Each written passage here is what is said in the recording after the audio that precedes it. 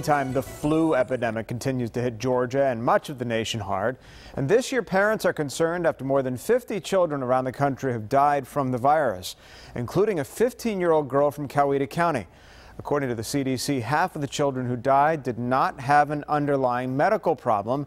Now parents are asking what to do if their children get the flu. Do you need to rush them to the doctor or to the ER? The Fox Medical Team's Beth Galvin has some expert advice from Children's Healthcare of Atlanta's top doctor.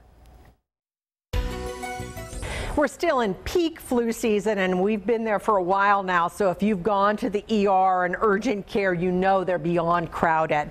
The good news in all of this is that most healthy children do not need to see a doctor if they get the flu, if mom or dad can nurse them through it at home. This video shot by Children's Healthcare of Atlanta tells the story. Its emergency departments are more packed than they have ever been these days, with parents worried their child might have the flu. So most cases of influenza are not going to be severe.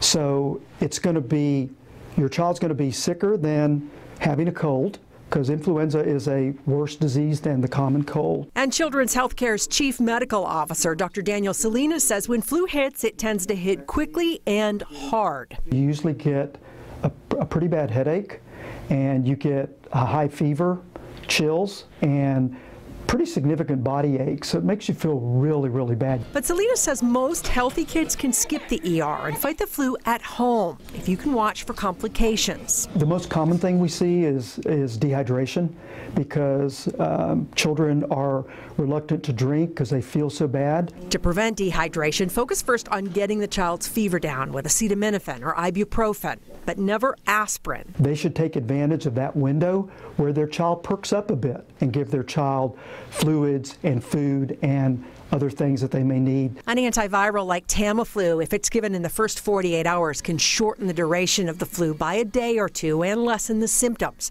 But antivirals can cause negative side effects. So Salinas recommends Tamiflu only for children with an underlying health problem like asthma or diabetes or an immune disorder. And he says if you suspect a family member has the flu, go into stop the spread mode. Make sure everyone's had their flu vaccine, of course, but also make sure that the caregivers and the children are all washing their hands frequently, that they're disinfecting surfaces. And some warning signs your child might need to see a doctor: difficulty breathing, dizziness, chest or abdominal pain, or symptoms that seem to be getting better but then suddenly worsen, like a fever or cough that comes back. That might be a sign of a secondary infection like a pneumonia.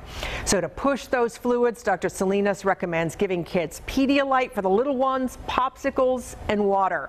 And it may be hard to get your child to eat, but he says keep trying things like chicken soup. For the Fox Medical Team, I'm Beth Galvin.